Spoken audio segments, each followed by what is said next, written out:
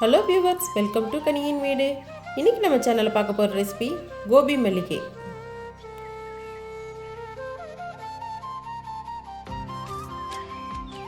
First காலிஃப்ளவரை Blanche பண்ணிக்கலாம். காலிஃப்ளவரை இந்த சைஸில் கட் பண்ணிவிட்டு சுடுதண்ணியில் போட்டுக்கோங்க.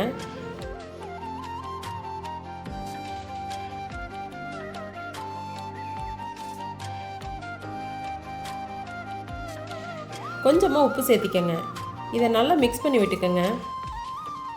காலிஃப்ளவர் வேகக்கூடாது, 2 நிமிஷம் சுடுதண்ணியில் இருந்தால் போதும்.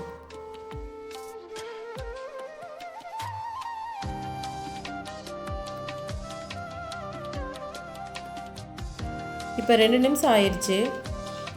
ஒரு ஸ்டெய்னரை வச்சு சுத்தமாக தண்ணி இல்லாமல் வடிகட்டி எடுத்துக்கலாம்.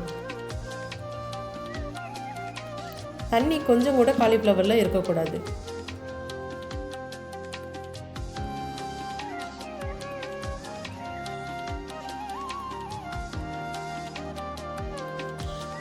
இது இருக்கட்டும், மசாலா ரெடி பண்ணிக்கலாம். ஒரு மிக்ஸி ஜார் எடுத்துக்கோங்க. ஒரு கைப்பிடி அளவு மல்லி இலை சேர்த்திக்கோங்க. காரத்துக்கு தகுந்த பச்சை மிளகாய் சேர்த்திக்கோங்க. சின்ன துண்டு இஞ்சி சேர்த்திக்கோங்க. ஒரு 6 பல் பூண்டு சேர்த்திக்கோங்க. இதை தண்ணி சேர்த்தி பேஸ்ட் மாதிரி அரைச்சி எடுத்துக்கலாம். இது ஒரு பாத்திரத்துக்கு சேர்த்திக்கலாம்.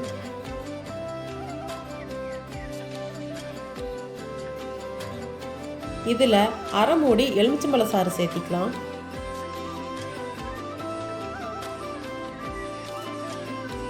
இந்த ரெசிபிக்கு தேவையான அளவு உப்பு சேர்த்திக்கலாம்.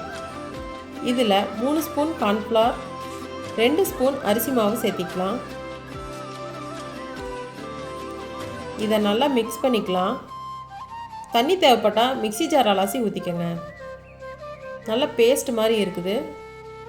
இதில் நம்ம வடிகட்டி வச்சா காலிஃப்ளவரை சேர்த்திக்கலாம். மசாலா எல்லா பக்கமும் கோட் ஆகிற மாதிரி நல்லா பரட்டி கொடுங்க. இப்போ பொரிச்சுக்கலாம். இது ஊறணுங்கிற அவசியம் இல்லை. ஒரு கடாயில் எண்ணெய் வச்சுக்கோங்க. எண்ணெய் காஞ்சதும் நம்ம பரட்டி வச்ச காலிஃப்ளவரை ஒவ்வொன்றா சேர்த்திக்கலாம்.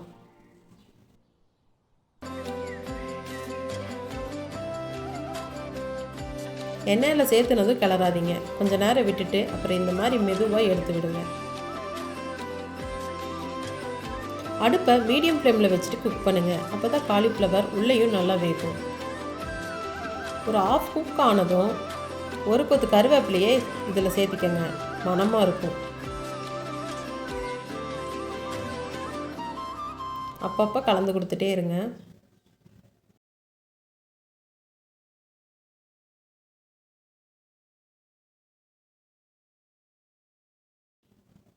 காலிஃப்ளவர் பார்க்குறக்கே அழகாக இருக்குது. நல்லா க்ரீனிஷாக இருக்குது பாருங்கள். எப்போவும் காலிஃப்ளவரில் சில்லி போடாமல் இந்த மாதிரி ஒரு டைம் ட்ரை பண்ணி பாருங்கள்.